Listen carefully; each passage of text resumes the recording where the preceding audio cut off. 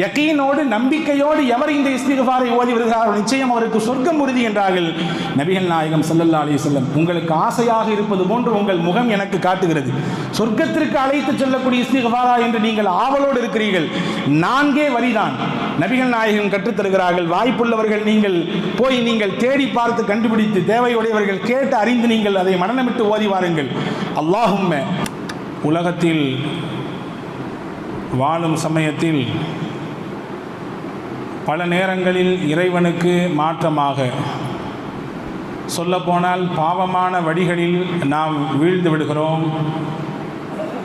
பாவமே செய்யாதவர்கள் உலகத்தில் இல்லை என்று சொல்லும் அளவிற்கு ஏதோ ஒரு கட்டத்தில், இப்பொழுது சிறப்பானவர்களாக இருக்கலாம், நம் வாழ்க்கையில் நாம் கடந்து வந்த காலங்களில் ஏதோ ஒரு நேரத்தில் தவறு இழைத்திருக்கலாம். தவறிழைப்பதும் பாவம் செய்வதும் தான் மனிதனுடைய இயல்பு. ஆதமுடைய மனிதர்கள் எல்லோருமே பாவம் செய்பவர்கள் தான் என்று நபிகள் நாயகம் ஸல்லல்லாஹு அலைஹி வஸல்லம் சொல்லிவிட்டு, பாவம் செய்பவர்களில் சிறந்தவர்கள் அல்லாஹ்விடத்திலே உங்களுடைய பாவங்களை நினைத்து வருந்தி மன்னிப்பு கேட்பவர்கள் தான் என்றும் அடையாளப்படுத்தினார்கள் நபிகள் நாயகம் ஸல்லல்லாஹு அலைஹி வஸல்லம். பாவ மன்னிப்புக்கு இஸ்லாம் வைத்திருப்பது போன்றுண்டான எளிமையான வழி எங்கேயும் கிடையாது. பாவம் மன்னிக்கப்பட வேண்டும் என்பதற்காக வேண்டி சில இடங்களுக்கு சென்று லட்சக்கணக்கிலும் கோடிக்கணக்கையும் கொண்டு போய் உண்டியலில் போட்டுவிட்டால் பாவம் போய்விடும் என்று நினைக்கிறார்கள். வேறு சிலர் வேறு ஏதாவது உணவுப் பொருட்களை வாங்கி உடைத்து விட்டால், தேங்காயோ மாங்காயோ, நம் பாவங்கள் எல்லாம் கரைந்து விடும் என்று நினைக்கிறார்கள். சிலர் ஒரு குறிப்பிட்ட நீரில் போய் நீராடிவிட்டால், புனித நீராடிவிட்டால் நம்முடைய உடம்பில் இருக்கக்கூடிய எல்லா பாவங்களும் கரைந்து போய்விடும் என்று நினைக்கிறார்கள். வேறு சிலர் இடைத்தரகரை ஒருவரை வைத்து அவரிடத்திலே தங்கள் பாவங்களை சொல்லி, நீங்கள் இறைவனிடத்திலே பேசி எங்களுக்கு மன்னிப்பு வாங்கித்தாருங்கள், எங்களுக்கும் இறைவனுக்கும் நாங்கள் செய்த பாவத்தால் திரை விழுந்து விட்டது, நீங்கள் தான் அதை நீக்கித்தர வேண்டும் என்று சொல்பவர்களும் இருக்கிறார்கள். இதற்கெல்லாம் மத்தியில் இஸ்லாம் பாவ மன்னிப்பு கேட்க வேண்டும் என்றால் இடைத்தரகர்கள் தேவையில்லை, லட்சங்களையும் கோடிகளையும் கொண்டு உண்டியலில் போட தேவையில்லை, புனித நீராட வேண்டும் என்ற அவசியம் இல்லை, எதுவும் தேவையில்லை. ரகசியமாக உங்களுக்கும் உங்கள் ரப்புக்கும் உங்கள் இறைவனுக்கும் இடையிலே நீங்கள் அமருங்கள், உங்கள் பாவங்களை ஒப்பியுங்கள், செய்த தவறை நினைத்து வருந்துங்கள், இறைவா என்னை மன்னித்து விடு என்று கேளுங்கள். வாய்ப்பிருந்தால் 2 சொட்டு கண்ணீர் விடுங்கள். கண்ணீர் வரவில்லை என்றால் பரவாயில்லை, கண்ணீர் வருவதற்குண்டான முயற்சியை செய்வதை போன்று பாவனை செய்யுங்கள், போதும், உங்கள் பாவம் மன்னிக்கப்பட்டுவிடும் என்று மிக எளிமையான வழியை இஸ்லாம் மட்டும்தான் உலகத்திற்கு காட்டுகிறது. ஏனென்றால் பெருமக்களே, பாவ மன்னிப்பு மனிதர்களுக்கு அவசியம். திருக்குரானை நீங்கள் புரட்ட வேண்டும். அல்லாஹ் ஏராளமான சமூகத்தை அழித்ததற்கு காரணத்தை சொல்லுகிற பொழுது சொல்லுவான், வகுல்லன் அஹதுனா பிதம்பி, நாம் அவர்கள் செய்த பாவத்தினால் தான் அவர்களை பிடித்தோம் என்கிறான். சிலர்களை எப்படி பிடித்தோம், எப்படி அழித்தோம்? ஃபமின்ஹும் மன் அர்சல்னா அலைஹி ஹாசிபா, கடுமையான சூறாவளி காற்றை அவர்களின் மீது வீசச் செய்தோம், அதிலே அவர்கள் அழிந்தார்கள். வமின்ஹும் மன் அஹதத்துஹு ஸைஹா, கடுமையான சத்தம் ஏற்பட்டது, அந்த சப்தத்தை தாங்கிக் கொள்ள முடியாமல் மாரடைப்பினால் இறந்து போனார்கள். வமின்ஹும் மன் ஹஸஃப்னா பிஹில் அர்த், வேறு சிலர்கள் பூமியினால் உள்வாங்கப்பட்டு இறந்தார்கள், பூகம்பம் வந்து இறந்து போனார்கள். வமின்ஹும் மன் அக்ரக்னா, வேறு சிலர் தண்ணீரில் மூழ்கடித்து இறக்க வைத்தோம். எல்லாத்தையும் சொல்றான். இந்த சமூகம் எல்லாம் அழிந்ததற்கு, இந்த வேதனையை சந்தித்ததற்கு காரணம் என்ன? பிதம்பி, அவர்கள் செய்த பாவம், அவர்கள் செய்த அநியாயம், அவர்கள் இறைவனுக்கு மாறாக செய்த அந்த மாறுதல்கள், இதுதான் அவர்களுடைய அழிவுக்கு காரணமானது என்று அல் குர்ஆனிலே அல்லாஹ் ஜல்ல ஷானஹு வ தஆலா தெளிவுபடுத்துகிறான். எனவே அன்பர்களே, பாவத்திலிருந்து மீட்சி பெறுவதும் அல்லாஹ்விடத்திலே மன்னிப்பு கேட்பதும் அடியார்களின் மீது மிக மிக அவசியமானது. நீங்கள் இங்கே 2 விஷயத்தை புரிந்து கொள்ள வேண்டும். திருக்குர்ஆனிலே அல் நிசா என்ற அத்தியாயத்திலே தொடர் 2 வசனத்திலே யாருக்கு அல்லாஹ் பாவத்தை மன்னிப்பான், யாருடைய பாவத்தை அல்லாஹ் மன்னிக்க மாட்டான், பாவத்திற்கு மன்னிப்பதற்கு தகுதி படைத்தவர்கள் யார், யாருடைய பாவங்கள் எல்லாம் மன்னிக்கப்படாது என்ற ஒரு அற்புதமான அளவுகோலை அல்லாஹ் குர்ஆனிலே சொல்கிறான். இன்னம தௌபத்து அலல்லாஹி லில்லதீன யஅமலூன ஸூஅ பிஜஹாலா சும்ம யதூபூன மின் கரீபின் ஃபஉலாயிக யதூபுல்லாஹு அலைஹிம். அறியாமையினால் தெரியாமல் சிலர்கள் ஏதோ ஒரு கட்டத்தில் இளமை துடிப்பில் அல்லது கையில் காசு கொளித்திருந்த அந்த சமயத்தில் அல்லது ஏதோ ஒரு நிர்பந்தத்தில் ஒரு சூழலில் தவறு செய்து விட்டார்கள். தவறை நினைத்து வருந்தி காலதாமதம் செய்யாமல் உடனடியாக அல்லாஹ்விடத்திலே மன்னிப்பு கேட்டார்கள். அல்லாஹ் சொல்றான், ஃபஉலாயிக யதூபுல்லாஹு அலைஹிம், அவர்களுடைய அந்த தௌபாவை, மன்னிப்பை, பாவ மன்னிப்பை நாம் ஏற்றுக்கொண்டோம் என்று அல்லாஹ் சொல்கிறார். இன்னைக்கு தானே செஞ்சிருக்கோம், பார்த்துக்கலாம், ஒரு வருஷம் வரட்டும், இப்போ தானே ரமதான் பேருக்கு, அடுத்த ரமதான் வரட்டும், சரி எல்லாம் செஞ்சு முடிச்சுட்டு கடைசியில் ஒரு ஹஜ்ஜி பண்ணிக்கலாம். ஹஜ்ஜி பண்ணால் எல்லா பாவம் போய் கழுகப்பட்டு சுத்தமானவர்களாக அன்று பிறந்த பாலகனாக மாறிவிடுவோமே என்றெல்லாம் தாமதப்படுத்த மாட்டார்கள். உடனுக்குடன் அவர்கள் பாவ மன்னிப்புக்கு அவர்கள் தங்களை தயார்படுத்திக் கொள்வார்கள். இறைவனிடத்தில் அவர்கள் கேட்பதற்கு முயற்சிப்பார்கள். இவர்களுடைய பாவத்தை அல்லாஹ் மன்னிச்சார். அடுத்த வசனத்தில் சொல்றான், வலைசதி தௌபத்து லில்லதீன யஅமலூன ஸய்யிஆத் ஹத்தா இதா ஹலர அஹதஹுமுல் மௌத். சிலர்களுடைய தௌபாவை, பாவ மன்னிப்பை அல்லாஹ் ஏற்க மாட்டான். யாருடைய தௌபாவை ஏற்க மாட்டான்? யாருடைய மன்னிப்பை ஏற்க மாட்டான்? காலதாமதம் செய்து செய்து ஒரு கட்டத்தில் அவர்கள் மரண வாயிலுக்கு வந்து விடுவார்கள், மரணத்தினுடைய வாசலுக்கு வந்து விடுவார்கள். அப்போ கேட்பாங்க, யா அல்லாஹ் என்னை மன்னிச்சிடுறா அல்லாஹ் அப்படின்னு. அவர்கள் அந்த நேரத்தில் செய்யக்கூடிய பாவ மன்னிப்பு ஏற்றுக்கொள்ளப்படாது என்று அல்லாஹ் சொல்கிறார். 60 வருடம் 70 வருடம் எத்தனை நாட்கள் உங்களுடைய வாழ்க்கையில் வந்து போனது, எத்தனை சந்தர்ப்பங்கள் உங்களுக்கு வாய்க்கப்பட்டது, அப்பொழுதெல்லாம் கேட்காத பாவ மன்னிப்பு இப்பொழுது மரணத்தை கண்ணுக்கு முன்னால் பார்க்கிற பொழுது வருகிறதா? மரணத்தினுடைய ஓசை கேட்கிற பொழுது நாம் எழுகிறதா மன்னிப்புக்கு? இப்பொழுது உங்களுக்கு மன்னிப்பு கிடையாது. 2 நபர்களுக்கு மட்டும் மன்னிப்பு கிடையாது. யார் இறை நிராகரிப்பிலேயே மரணித்து போய் விடுகிறார்களோ அவர்களுக்கும் மன்னிப்பில்லை. கடைசியில் மரண தருவாயில், மரணத்தினுடைய வாசலிலே சக்கராத்தில் வந்து கொண்டு யார் பாவ மன்னிப்பு கேட்கிறார்களோ அவர்களுக்கும் மன்னிப்பில்லை என்று அல்லாஹ் சொல்கிறார். இப்போ அன்பிற்குரியவர்களே, பாவ மன்னிப்பு யாருக்கு உண்டு யாருக்கு இல்லை என்பதை திருக்குர்ஆனிலே அல்லாஹ் அழகாக தெளிவுபடுத்துகிறான். இப்போ மூமின்களுடைய பண்பு தங்களுடைய பாவங்களை நினைத்து வருந்த வேண்டும், அல்லாஹ்விடத்திலே மன்னிப்பு கேட்க வேண்டும். பாவ மன்னிப்பு கேட்பதன் மூலமாக 6 விதமான பலன்கள் நம்முடைய வாழ்க்கையிலே கிடைக்கும். 6 விதமான பலன்கள். எனவேதான் நபிகள் இன்னி அஸ்தக்ஃபிருல்லாஹ வ அதூபு இலை ஃபீ குல்லி யௌமின் 70 மர்ரா வ ஃபீ ரிவாயா 100 மர்ரா. ஒரு அறிவிப்பிலே வந்திருக்கிறது, நபிகள் சொல்வார்கள், ஒரு நாளைக்கு 70 முறை நான் பாவ மன்னிப்பு கேட்பேன்.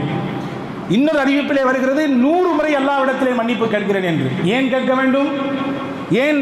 எல்லா முன்பின் பாவங்களும் மன்னிக்கப்பட்ட, யக்ஃபிரு லக்கல்லாஹு மா தகத்தம மின் தம்பிஹி வ மா தஅக்கர், உங்கள் முன்பின் பாவங்கள் எல்லாம் மன்னிக்கப்பட்டு விட்டது என்று இறை தூதர் முகமது நபி ஸல்லல்லாஹு அலைஹி வஸல்லம் அன்னவர்களை பற்றி பிரகடனப்படுத்திய ரப்புல் ஆலமீன் அந்த இறுதி தூதர் தன் வாழ்க்கையில் வளமையான செயல்களில் ஒன்றாக வைத்திருக்கிறார்கள் பாவ மன்னிப்பு கேட்பதை.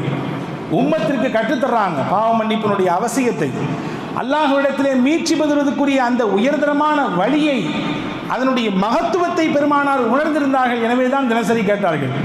அப்படி நாம் பாவ மன்னிப்பு கேட்கிற பொழுது 6 விதமான பலன்களை நம்முடைய வாழ்க்கையில் நாம் அனுபவிக்கலாம். அதில் முதல் பலன் என்ன தெரியுமா?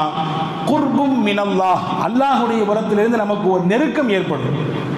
இறைவனுக்கும் நமக்கும் இடையிலே ஒரு நெருக்கம், பந்தம் இறுக்கமாகும். இது பாவ மன்னிப்பின் மூலமாக மட்டும்தான் கிடைக்கும்.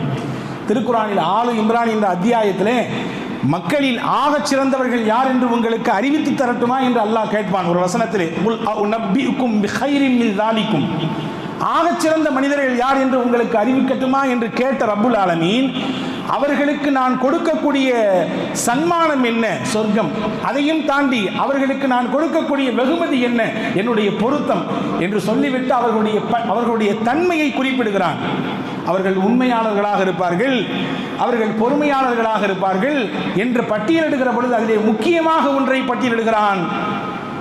பில் அஸ்ஹா அல் முஸ்தக்ஃபிரீன பில் அஸ்ஹார், அதிகாலை பொழுதிலே இறைவனிடத்திலே பாவ மன்னிப்பு கேட்கக்கூடியவர்களாக இருப்பார்கள், இறைவனிடத்திலே இஸ்திக்ஃபார் செய்யக்கூடியவர்களாக இருப்பார்கள். இவர்களுக்கும் எனக்கும் இறையிலே இருக்கக்கூடிய பந்தம் எப்படிப்பட்டது என்றால், அவர்கள் இந்த உலகத்தை விட்டு பிரிவதற்கு முன்பாகவே அவர்களுக்கென்று நான் எல்லா விஷயத்தையும் தயார் செய்து விட்டேன். ரெடியா இருக்குது. அவருக்கு நேரா வர வேண்டியது, உள்ள போயிட வேண்டியது. சொர்க்கம் என்பதை தாண்டி என்னுடைய பொருத்தம் அவர்களுக்கு உண்டு என்று ரப்புல் ஆலமீன் அல்லாஹ் திருக்குர்ஆனில் சொல்லுவார்.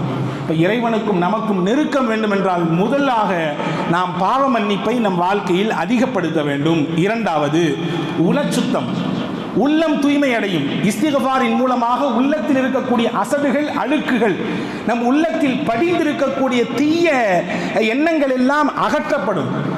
நபிகள் சொல்வார்கள் தானே, ஹதீஸிலே வந்திருக்கிறது, இன்னல் அப்த இதா அதுனப தன்பன் நுக்கித்தத்து ஃபீ கல்பிஹி நுக்தத்துன் சௌதா.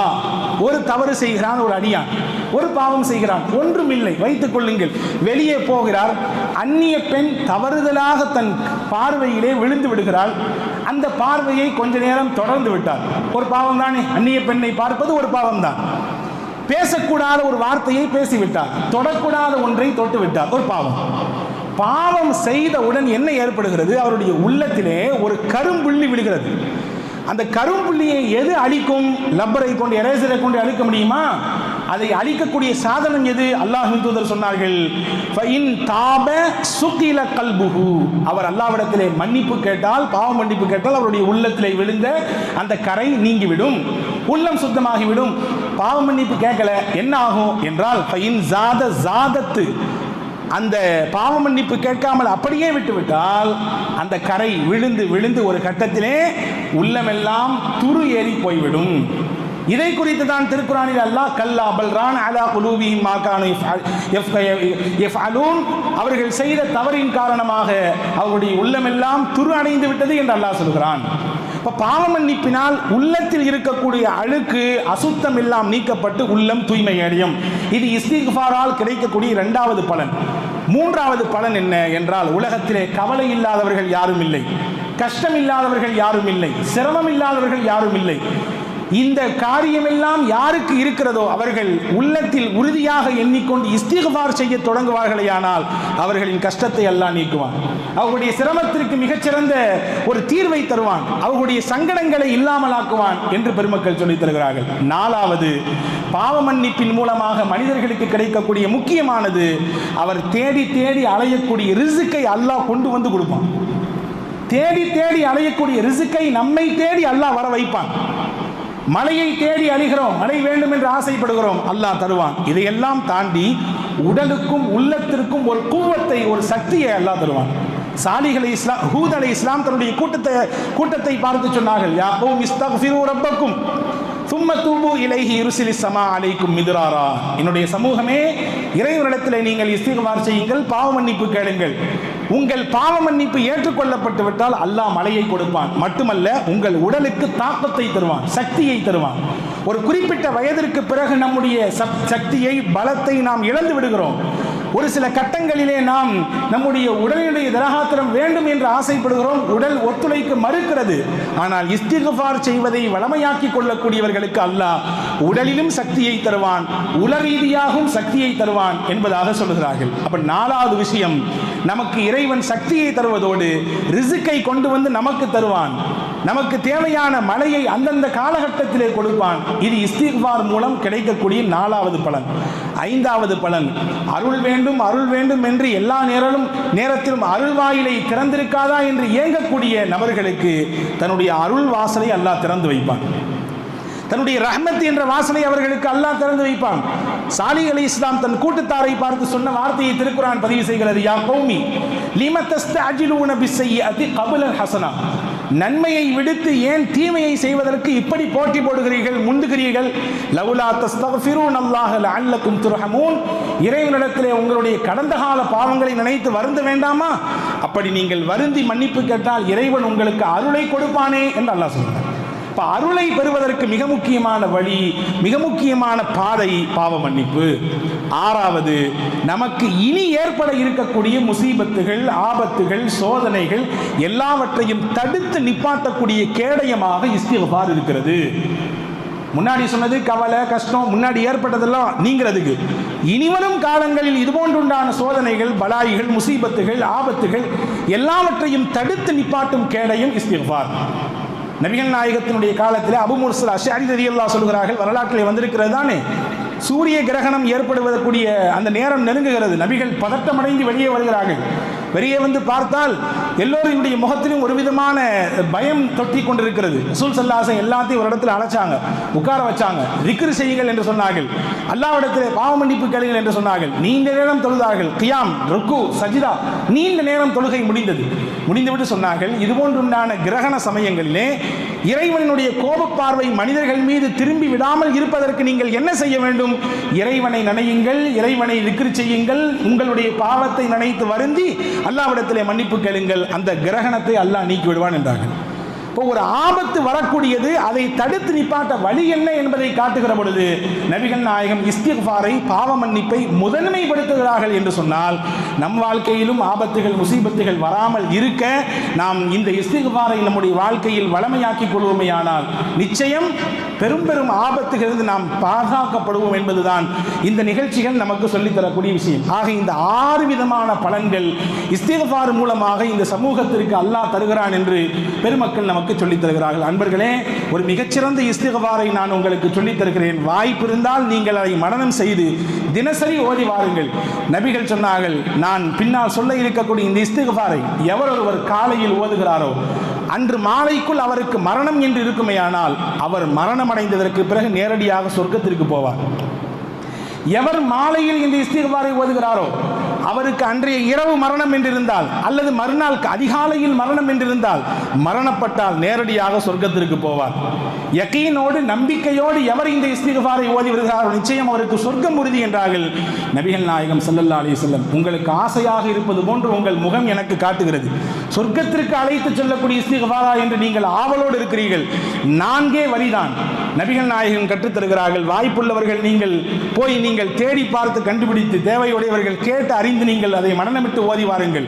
அல்லாஹும்ம அன்த ரப்பி லா இலாஹ இல்லா அன்த خلقتني انا عبدك وانا على عهدك ووعدك ما استطعت اعوذ بك من شر ما صنعت ابوء لك بنعمتك علي وابوء لك بذنبي فاغفر لي فانه لا يغفر الذنوب الا انت. 4 வரிதான்.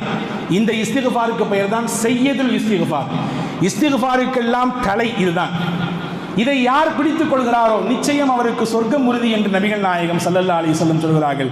எத்தனையோ வரிகளை நாம் மனனமிட்டுக் கொள்கிறோம், எத்தனையோ விஷயங்களுக்காக வேண்டி நேரம் எடுத்து அதிலே கவனம் எடுத்து அதை உள்வாங்கிக் கொள்கிறோம், அதை செயல்படுத்த முனைகிறோம். நம்மை இந்த உலகத்திலிருந்து நேரடியாக சொர்க்கத்திற்கு கையை பிடித்து அழைத்து செல்லக்கூடிய ஒரு மாபெரும் பொக்கிஷத்தை உங்கள் கைகளில் நான் இப்பொழுது ஒப்படைத்திருக்கிறேன். சையதுல் இஸ்திக்ஃபார் கூகுளிலே போய் நீங்கள் சர்ச் செய்து பாருங்கள், அது உங்களுக்கு கிடைக்கப்படும். எடுத்து மனனமிடுங்கள், மனனமிட்டு தினசரி ஓதி வாருங்கள். வல்ல ரஹ்மான் அல்லாஹ் நாம் செய்த எல்லா பாவங்களையும் மன்னித்து அவனுக்கு பிடித்தமான உயர்ந்த நல்லடியார்கள் கூட்டத்தில் உங்களை